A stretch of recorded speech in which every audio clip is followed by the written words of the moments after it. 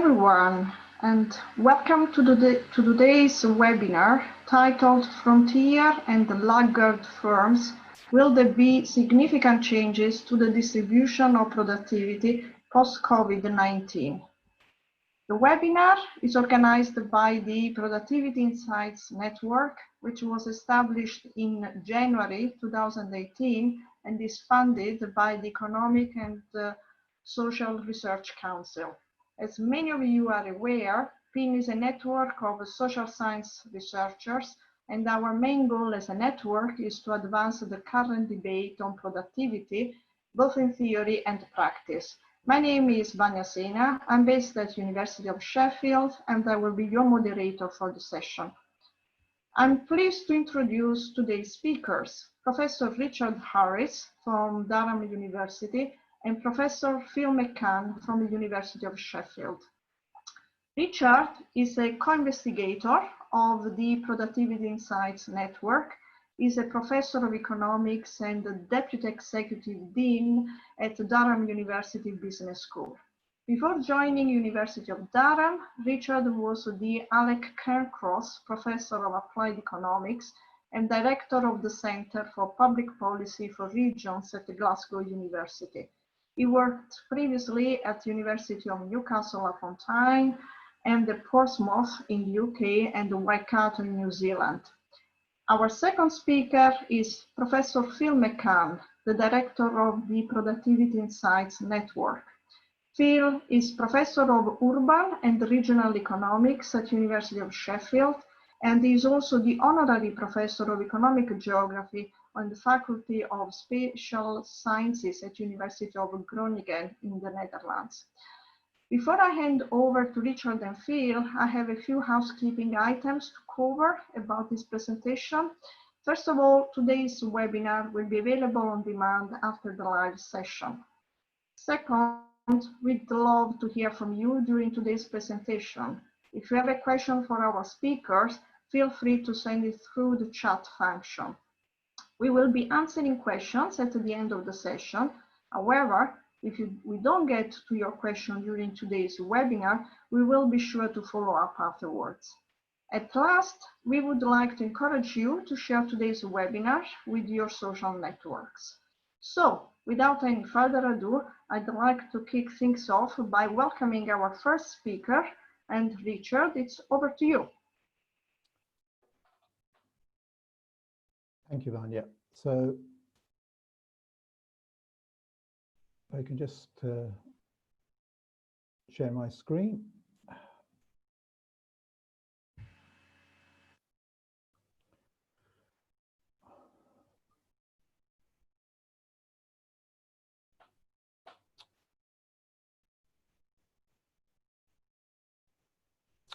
Okay, thanks very much, and welcome to everyone. Good afternoon, especially to people at the Productivity Commission in New Zealand. They're 11 hours ahead of us, so it's 11 p.m. there. So I'm impressed by your resilience in staying up so late. The aim of the webinar is to look at the distribution of productivity, frontier and laggard firms. What I'm going to be doing in this webinar is posing a series of questions of the likely impact of COVID-19 on the distribution of productivity across firms in the UK. I'm going to obviously avoid trying to forecast what's likely to happen in the next 2 years. That obviously is a difficult task at the best at times, and it reminds me of the comment from Stanford economist Ezra Solomon, who's often quoted as saying that the only function of economic forecasting is to make astrology look respectable. So let's begin with a quick overview of what we know about what drives the economic processes being considered. Going to set out some questions about the possible consequences of the pandemic within that context of these underlying processes. And then the key thing from my point of view is to get the views and the feedbacks from the participants in this webinar, so that we can form some likely answers, and that's what I'm particularly looking for, the answers. So let me start with some. Richard, seems that we have a problem with the slides. We can't see your slides. Ah, let me try again.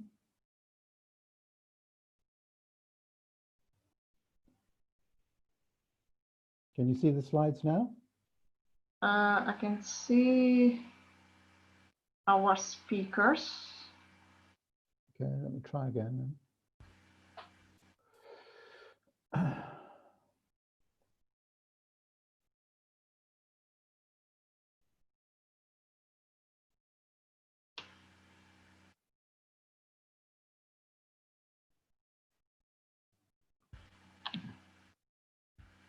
Can you see that now? Yes, I can see. Okay, so obviously I've been talking without the slides. So let me very, very quickly just run through the first slide, which is where I'd got to. The aim of the webinar to pose the questions, not to try to forecast, and basically to seek your views and feedback. So let's start with the background then. Low aggregate TFP, total factor productivity, can be because of three basic reasons, the distribution productivity that I'm looking at here. One, firstly, that frontier firms are not among the global leaders in their particular sector or industry. Obviously, you need frontier firms in order to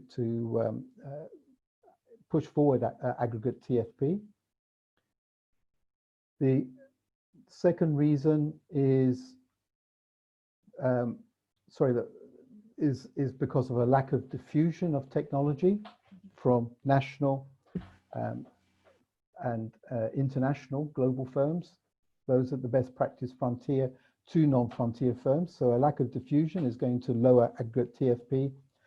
And the third major reason is because there's insufficient reallocation of resources from less efficient to more efficient firms through what is termed to be what is known to be churn. So there's firstly the opening of more efficient and the close of the less efficient firms, and then secondly there's the reallocation of existing market shares from low to high productivity firms.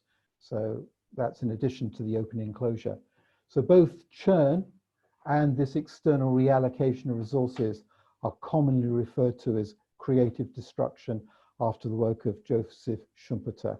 And the underlying theoretical model here is the Schumpeterian growth model. So the UK has world-leading firms, we know that, but it also has a longer tail of non-frontier firms. So just to present a very quick bit of evidence on that, I've taken this diagram from Andy Haldane's 2018 Bank of England speech, which shows the productivity distributions of the UK, Germany, and France. And you can see at the on the right-hand side, at the top end, the UK clearly has some world-leading frontier companies that are part of global value chains. And you can see that the UK is doing better than Germany and France at this top end of the distribution. But it also has a longer tail of lower productivity firms. And you can see here that the UK distribution at the bottom end is much higher than for the other two countries.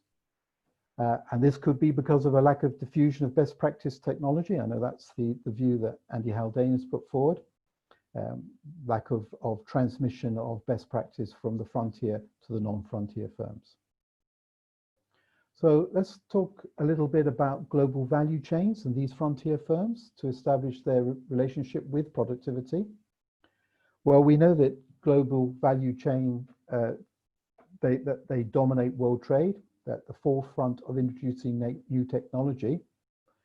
Obviously, global value chains are all about forward and backward linked trades in goods and services, but they're also about intra and inter-firm transfers of information, knowledge, and technology. So when there are supply side shocks to global value chains, such as the current pandemic, this will therefore have significant impacts not only on the volume of world trade in tangible goods, but on the volume of world trade in intangibles as well. We know that firms that are engaged in global value chains have higher productivity. The rise over the last 30 years of these frontier firms linked to foreign direct investment, dependent on their global value chain, has resulted unambiguously in higher TFP.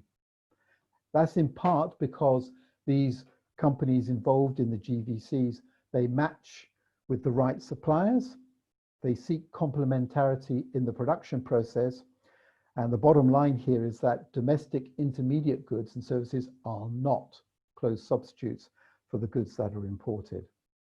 So such networks, such global value chains significantly enhance productivity when shocks are positive, but equally lead to faster and more intense transmission into lower productivity when shocks are negative.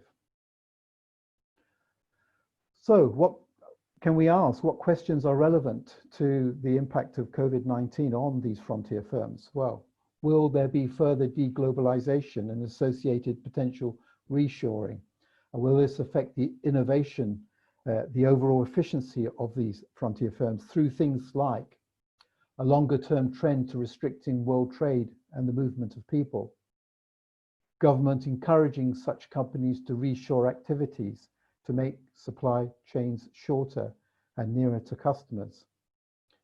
Will this lower TFP, both in growth and levels, since input costs will rise and firms will also need to meet the new sunk costs of domesticating supply chains? Will this occur?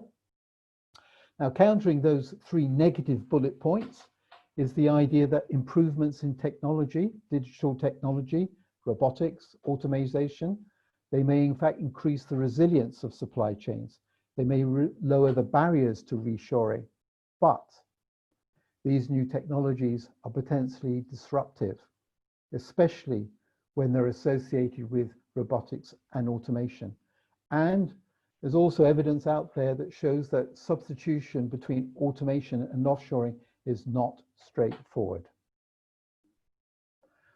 In terms of laggard firms and the diffusion of best practice technology, well, for diffusion to work means that firms are able to internalize external knowledge, that is able to use that internalization process to assimilate better technologies like better management practices, better digital platforms.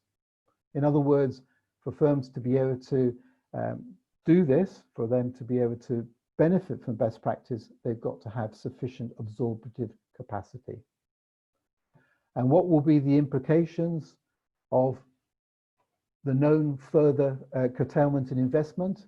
The Bank of England's May monetary policy report suggests that in 2020, investment spending will be down by at least 26% in both tacit knowledge and in intangible assets. We know that smaller firms are relatively more constrained by cash flow problems, and that's partly in the pandemic because of the lockdowns. They just hadn't been operating. And secondly, because a number of particularly smaller firms have incurred higher debt that has been made available to them from government loan schemes, and they're going to obviously need to service that higher debt. Okay, the link between creative destruction and COVID-19. Well, creative destruction plays a particularly important role, and after recessions, there's expected to be a cleansing effect. The idea of creative destruction is to clear the market of inefficient production units. And cleansing is generally known from most empirical work to be the most important source of labor productivity and total factor productivity growth. Trade liberalization encourages successful innovation. It therefore leads to more creative destruction. It also reallocates resources to R&D and higher quality exporters. So will barriers to trade through deglobalization, reshoring, will that reduce creative destruction and thus productivity? What are the implications of the current subsidy program by government in response to the pandemic? Such subsidies are likely to reduce net new firm entry, reduce churn in the longer run, and or lower within firm productivity improvements. Is that likely to happen? and a reduction in the market's ability to reallocate resources towards these higher firms with higher productivity, will that jeopardize the rebuilding of the economy in the longer run as a result of that effect? So let me just summarize. These are the main questions that I have raised in relation to those three processes, the processes underlying low TFP of frontier firms, diffusion, and also creative destruction. So just to run through those questions. Will further deglobalization and associated potential reshoring, will that affect the innovativeness and overall efficiency of frontier firms? And could there be improvements in technologies, in robotics, automation, which will increase the resilience of supply chains, lower barriers to reshoring? How important for diffusion is curtailment of investment in tacit knowledge and intangible assets? Will smaller firms be particularly constrained by cash flow problems? Will barriers to trade, deglobalization, reshoring reduce creative destruction and thus productivity? And then lastly, what about future government response in terms of subsidy programs?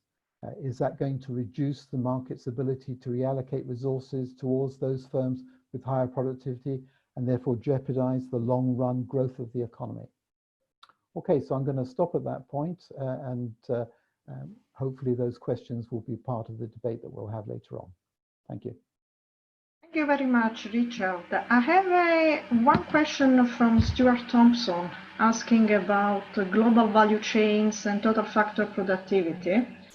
I will pass it on. I will tell you the question, but then you can decide whether it requires a detailed answer or you can give a quick reply now.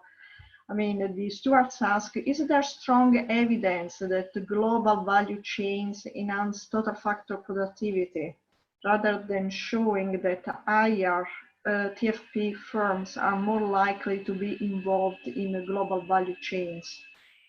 Yeah, there's plenty of literature on this, a lot of work that's been done. That I can pass on some of the details, some of the references. In fact, probably in the last 3 to 4 years, there's been 3 or 4 major papers, often MBER working papers that have gone through this. Okay, I understand that Phil wants to answer this question as well. Do you want to do it now, Phil, or do you want to wait the end of your presentation where we can have a discussion? No, it's okay. Actually, Richard's already answered it. That's fine. Okay. Right. We have another question from Abby, but I wonder whether we can wait for Abby's question and to basically collect all the questions at the end of the presentation, the 2 presentations. If it's okay, then I will pass it to Phil so that he can go ahead with his presentation. Thank you very much. Thanks, Richard.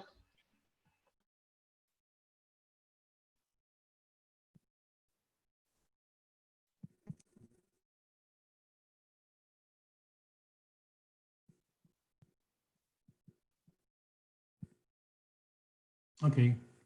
Can you see okay? Vanya, can you see my slides?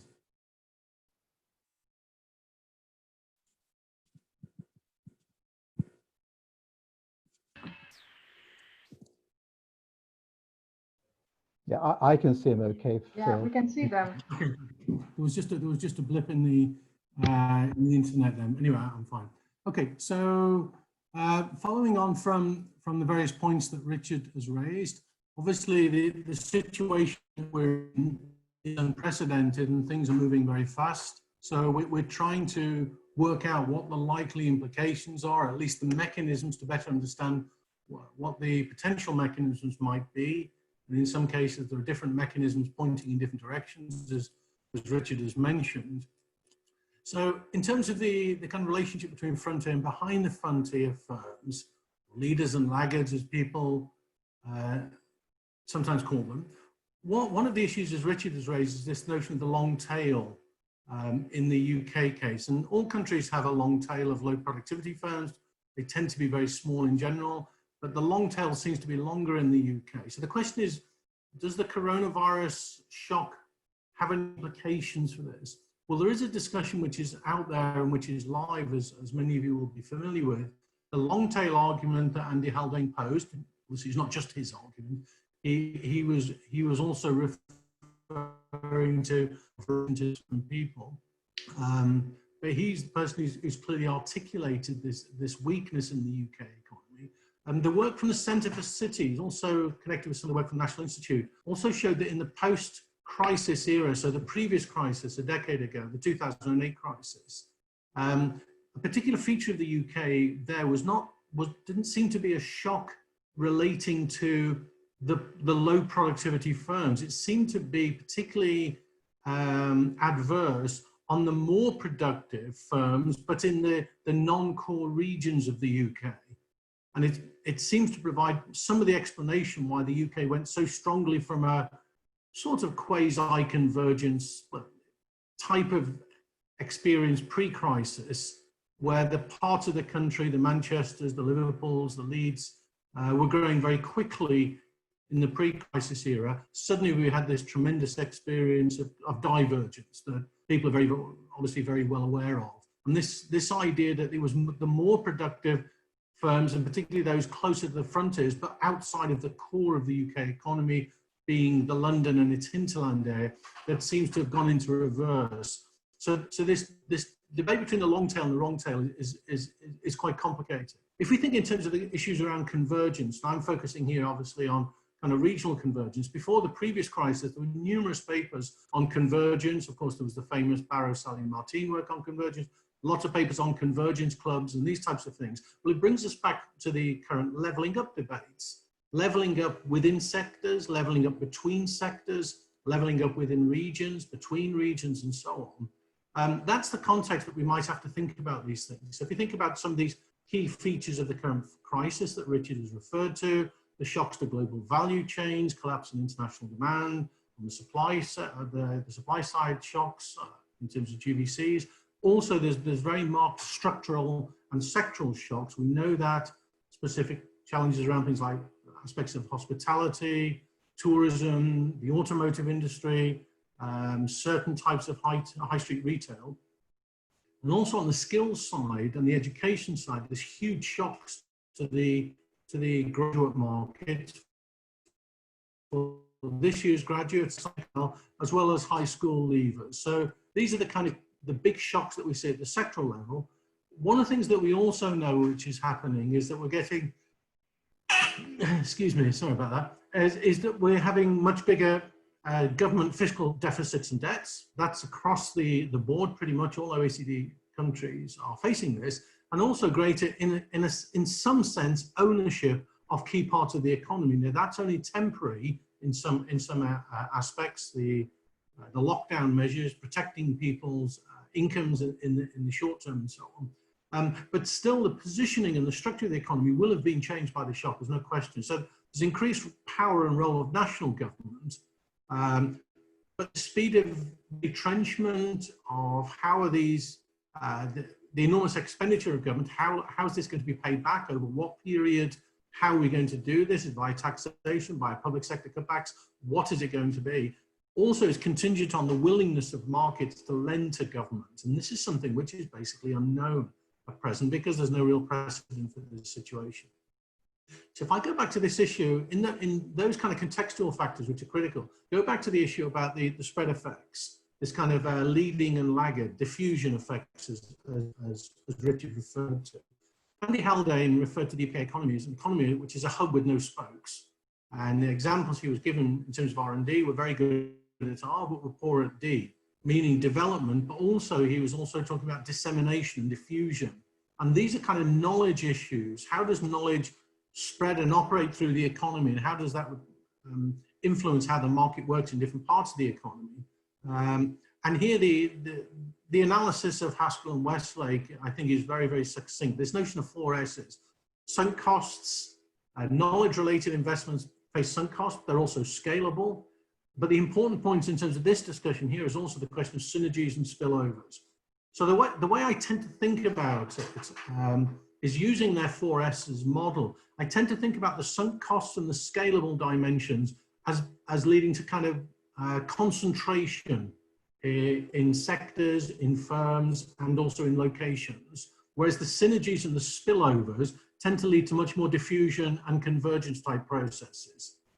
Now, it's not so straightforward as that, but it's a useful kind of rule of thumb of how to think about it. So I think the hub with no spokes argument, we add in the 4S's then, it helps us to think about what's likely to be happening. Now, there are some issues around teleworking, for example, lots of people working partly from home or fully from home at the moment.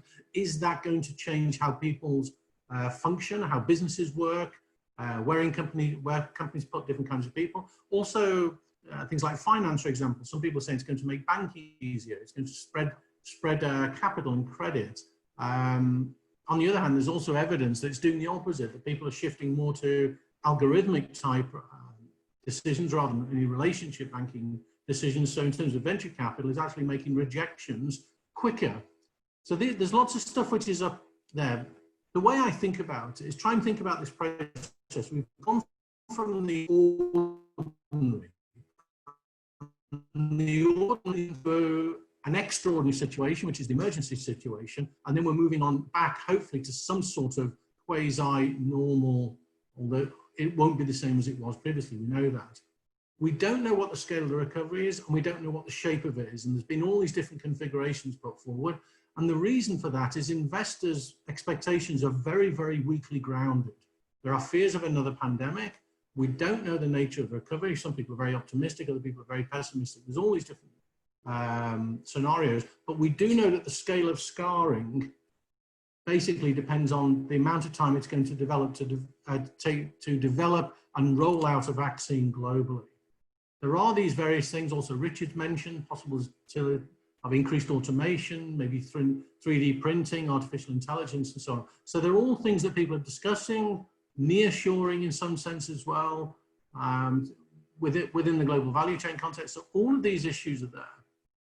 In terms of productivity, the previous crisis, one of the things we know about is that productivity did not increase through the previous crisis, whereas in previous crises before that, most recessions in the second half of the 20th century did actually generate productivity increases through the shock effects, new sorting, Schumpeterian type systems, exactly the type that Richard's referred to. So if we think about all of that in the context of going from a normal situation or ordinary to an extraordinary, which is where we are now, which is characterized by radical uncertainty of a Knightian form.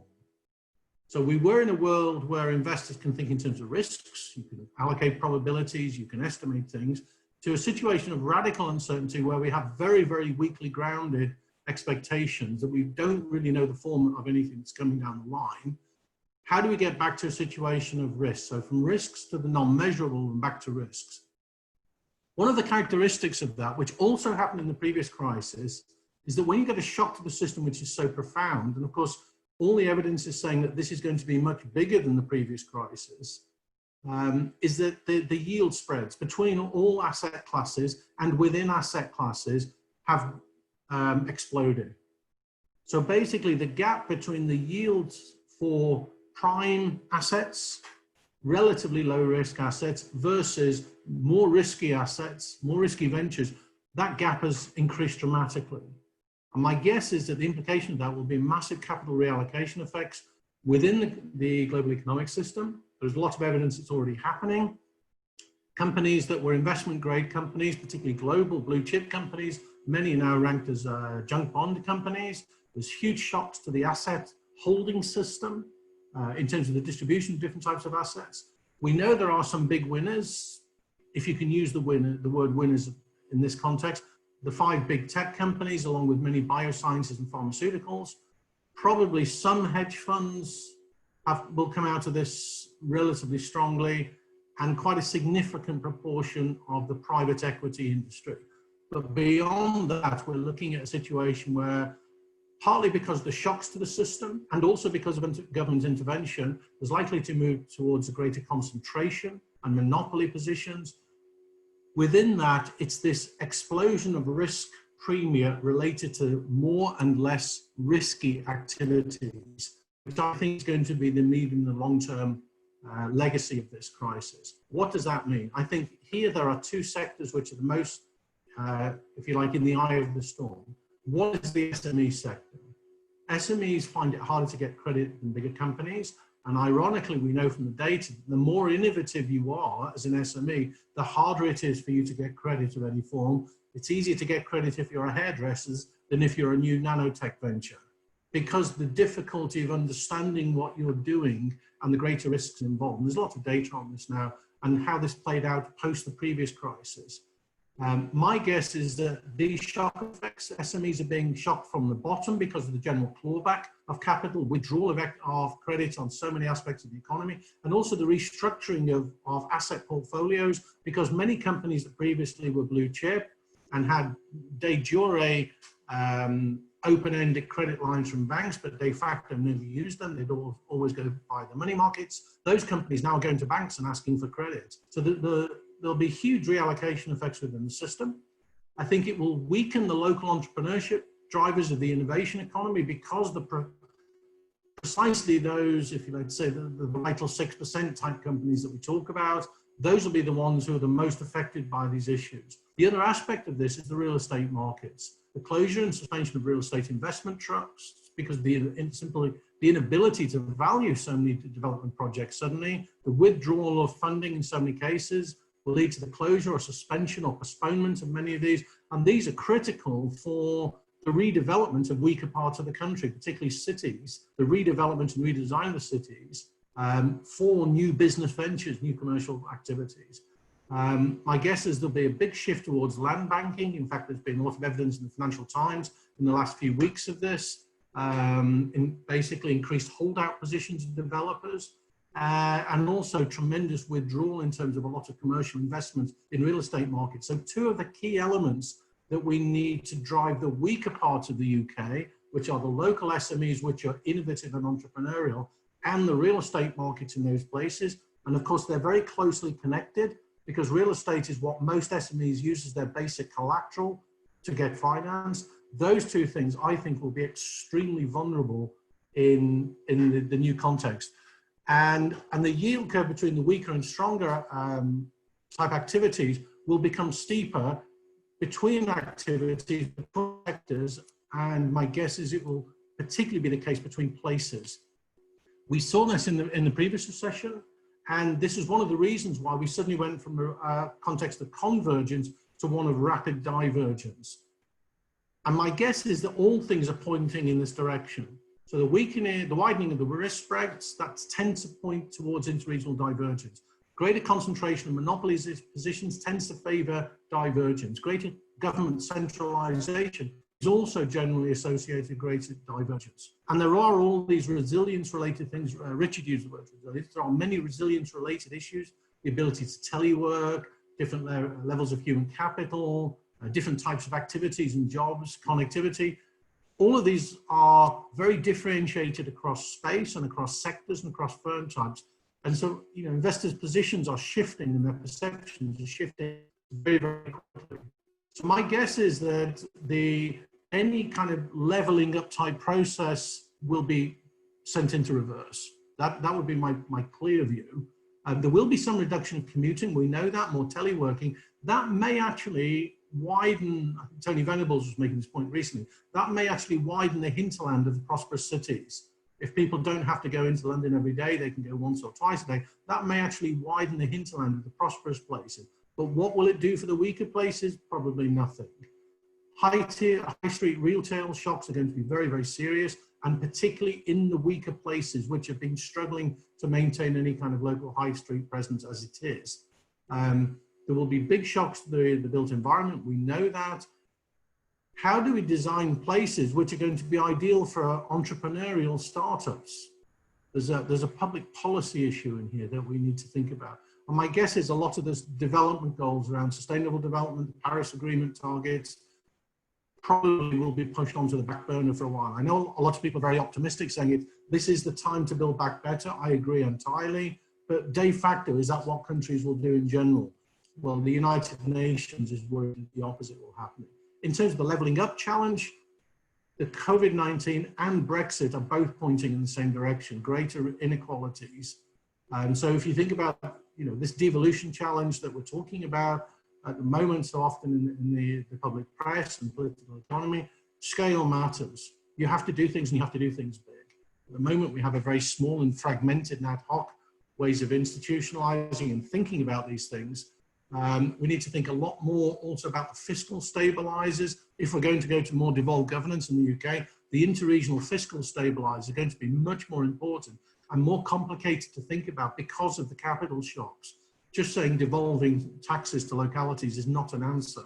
That could also be a death threat for weaker places. So the kind of deal-making way of thinking about devolution, it was probably necessary in the previous years just to get it happening, but it can't be a template for the future.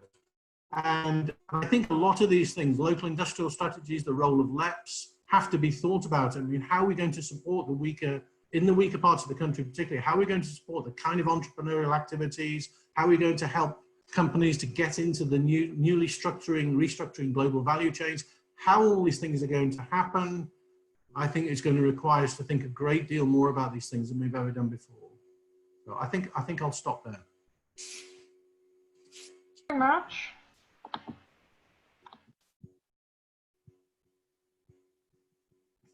Thank you very much, Phil. We have a number of questions. We have a question from Abby about the incidence of creative distraction, and Abby says, I suspect there will be increased incidence of a creative distraction in favor of technology-intensive firms.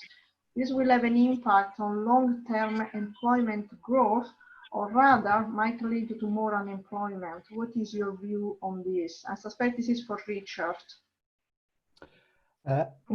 Yes, I think that creative destruction is likely to result in more unemployment being created because employment is likely to fall as you say, there's less those industries where technology is not so favorable or can't be used so easily.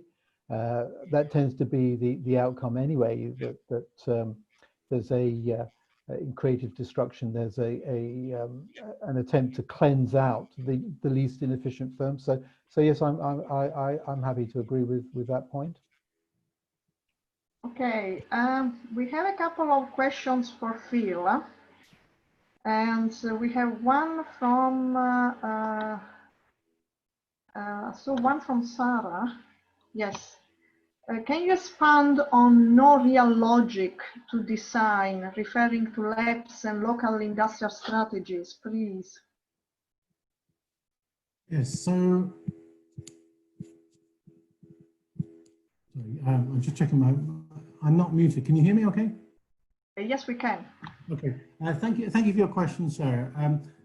Here I'm being a little kind of intentionally slightly provocative because my point is at this moment, we can't think about where we're going in the same way that we were thinking about where we were going even 4 months ago.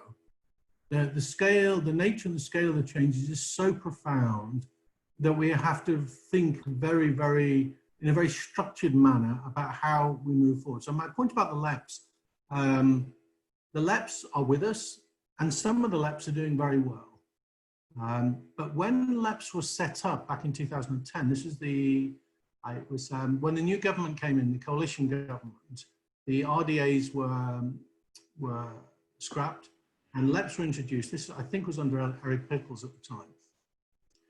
There was no institutional logic to the design of them. I spoke in front of 100, 200 civil servants from Bays and Treasury and MHCLG a couple of years ago at a meeting in Whitehall. I was talking about the specific thing. And I said, hands up if you had a blank piece of paper and you could design what you think is the best institutional system for developing industrial policies, local economic development, governance, and so on, how many of you would come up with LEPs? And nobody put their hand up. And I said, the point is at the time it was a political decision. It was based on a political logic, because a lot of conservative-led councils at the time felt that they'd been kind of pushed out by the RDAs. Well, there was probably some credence to their arguments from their perspective. So it was a political decision. And the way they were set up was largely political rather than any careful, structured thinking, if you will, like, about long-term objectives, sequencing, and so on. But as we know, lots of policy decisions are made like that.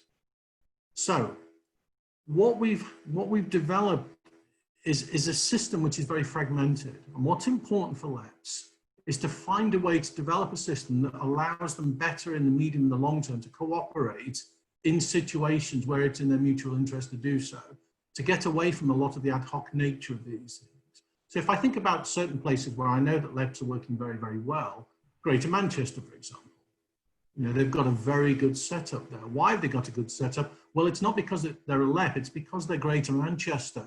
Greater Manchester has developed a very, very, very strong and long-standing culture of teams working together with a huge level of data gathering, building of evidence bases of all different forms and so on. So that they work well, but they work well largely because of the context they're in.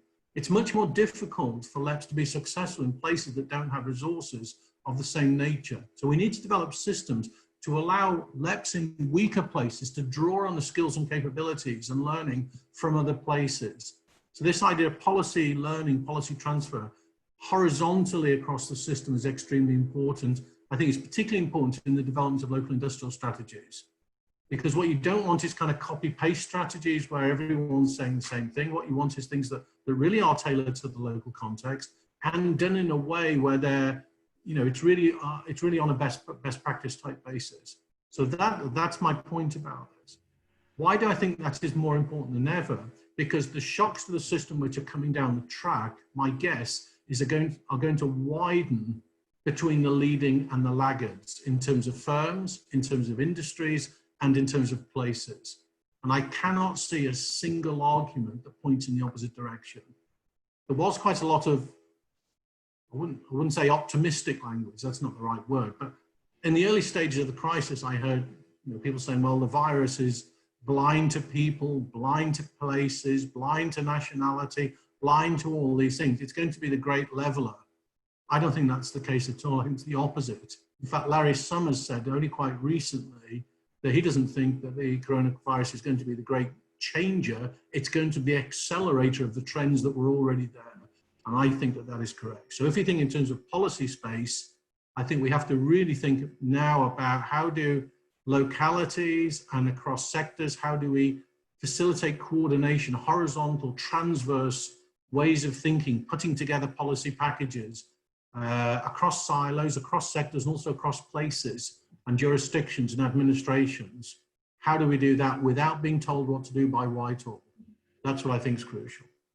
Thank you very much, Phil. I have a question for Richard. This comes from Mike, and it's again related to how we mitigate the impact of COVID-19. So Mike asks, can we expect that the current crisis would improve productivity, unlike the 2008 crisis, because of creative distraction? Also, would it be good to have opportunity zones with lower corporate taxes to support the leveling up? I think I would simply be echoing what Philip has just been saying. I don't really see creative destruction leading to being positive in the sense of it actually cleansing less efficient firms. I think that the whole process of leveling up is seriously at risk because to put it in a nutshell, I think that, you know, those areas that were economically weaker, that were performing less well in a spatial context, are facing a higher mountain to climb as a result of COVID-19. So I don't see creative destruction operating in the way that one would have expected post 2008 and didn't happen.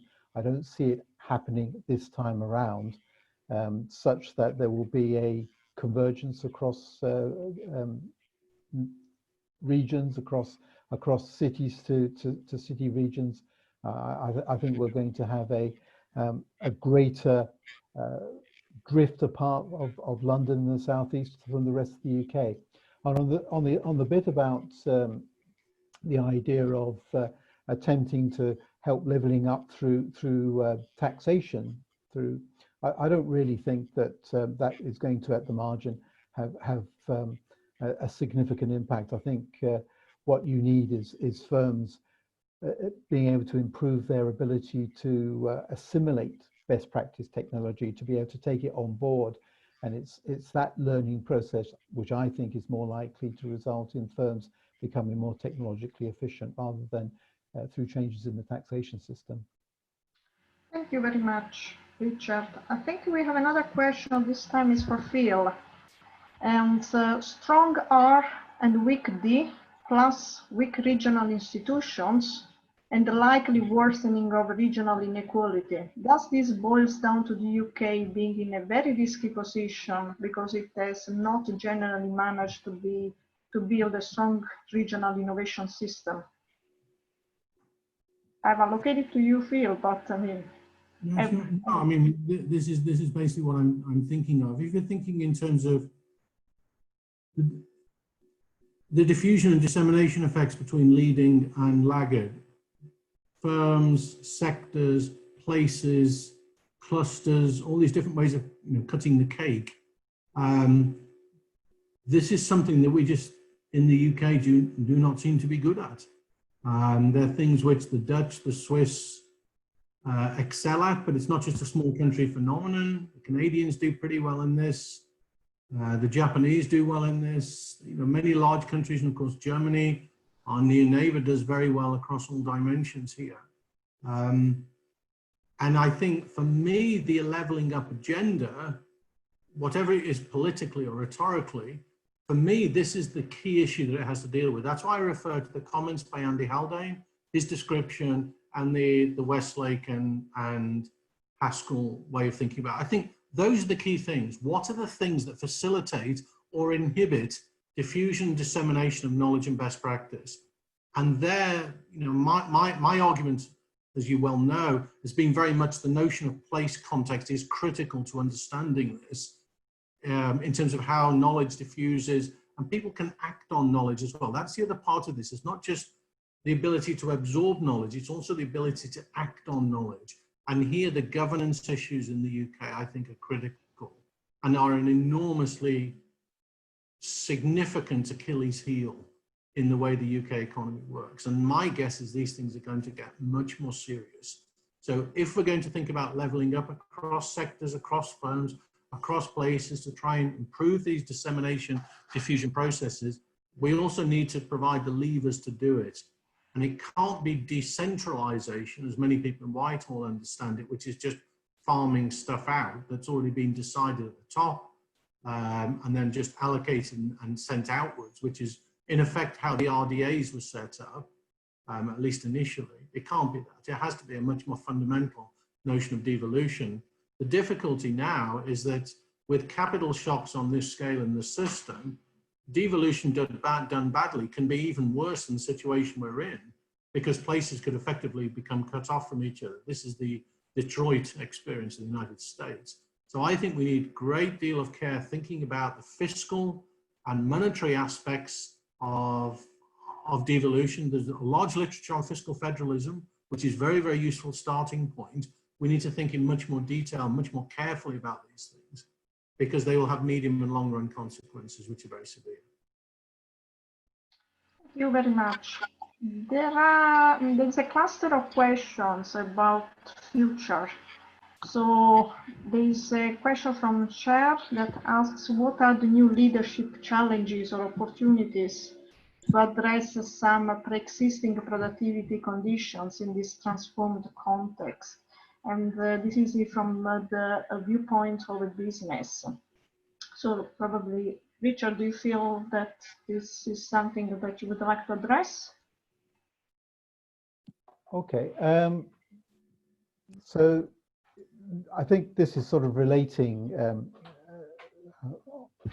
to the notion of management practices and management competencies, and to what extent is that able to explain and is part of the reason for the long tail, the distribution of productivity being lower in the UK in terms of its tail. in some ways, for me, this comes back to the notion of how firms are able and capable of responding to a shock like the COVID-19 has resulted in. You know, to what extent are they able to respond positively to opportunities that could arise? And part of the answer to that must be, to what extent have they got the capacity, both through management, but also through finance? So some of the points that Philip was making in terms of a lot of this is going to fall on SMEs, it's going to fall on the availability of financial capital. So I think it's those kind of constraints that are going to, in some ways, hold back. You know, firms may see opportunities, may see the possibility of improving their productivity, moving into new product development or taking on new process development in order to improve the efficiency in which they operate. But all those kind of things are expensive. All those things require investments. And I think the credit crunch that we have at the moment and that we're going to have for the next, who knows, you know, 12, 24 months, maybe even longer, I think that will be the constraint that holds back on firms being able to take account of, being able to respond to those potential opportunities. Thank you, Richard. And I have now a question from Anthony, and he thanks everybody, thanks both, thanks both. But actually is asking, what is the theory behind the regional differences that is emerging? Is this a story about industrial composition? Phil, this is something that I know you feel a lot about. Yes, no, thanks for your question, Anthony. It's not about industrial composition per se. It's fundamentally about the nature of capital shocks. When markets are working and functioning in general, if you like, a normal way, then capital markets work, capital is allocated along the kind of principles that we understand. And when markets are very liquid, and when risks are relatively low, the political uncertainty is low and so on, and there's a lot of optimism in the market, so particularly if we're in a bull type environment, then what you tend to see is the yields between more and less risky activities fall. And that's one of the drivers of convergence. So you only need relatively smaller differences in terms of land prices, labor prices, transactions costs broadly defined and so on, to encourage investors to look for investments in other places or in other sectors or in more kind of junk bond type activities rather than blue chip activities. If you think about the whole distribution of investment types. The problem is when you go to a situation of radical uncertainty, a lot of that optimality way of behaving simply disappears. You go into a panic situation and investors simply withdraw capital. And what you see is that capital withdrawal is particularly rapid in the weaker parts of the economy. So the more risky parts of the economy, the weaker parts of the economy, and this is part of the explanation of what happened in the last global financial crisis, that we'd had this convergence process in so many countries operating, not every country, of course, but broadly that was the case. But then the capital shock just means a massive relative, it's not absolute, but a relative withdrawal of capital or a greater relative fall in liquidity in weaker parts of the economy than in the stronger parts of the economy. Actually, I've just been doing some work with some guys from the Netherlands and the OECD. We'll have our paper drafted in about 6-8 weeks from now. And what we have is very, very detailed transactions, microdata, thousands and thousands, pre and post crisis in the United States. And what you see is prior to the crisis, the capital markets kind of work as you would expect from a textbook type model. But post-crisis, you get this tremendous rebalancing away from riskier parts of the economy. So this is according to the size of the city region, the wealth and prosperity versus the weaker parts of the economy. You get this enormous tilting effect. So actually, ironically, it's so radical that not only it becomes relatively more risky and the prices of capital investing get higher in the weaker parts of the economy, but it actually gets cheaper in the more prosperous parts of the economy because people are parking capital, basically just pouring into the safest parts of the economy in order basically to preserve their investments. So you actually get a real shock to the system. And my guess is that this is what's going to happen now. And what's interesting is it's independence of structure. It doesn't matter about sectoral diversity, it doesn't matter about specialization. Those things come out of the wash in a sense when you look at the results. But the big thing is scale and prosperity. And my guess is these things will happen again. Okay, thank you very much, Phil. I'm aware that it's 1 o'clock, so for our speakers, for Richard and Phil, it's lunchtime. So I don't want to keep them away from their lunch. So I want to thank them both. And I want to remind that we will collect all the questions that have not been answered during the webinar, and we will compile, we will ask Richard and Philip to compile answers that will then be distributed to the attendees. In addition, if they both agree, we will make available the slides. One last item to remember is that next week we will have another webinar, and it's Anthony and myself presenting a webinar about market concentration and the impact of COVID-19 on business creation.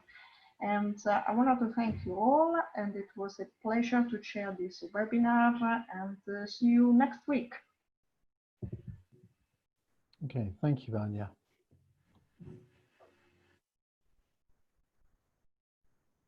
Thank you, Vanya. Great.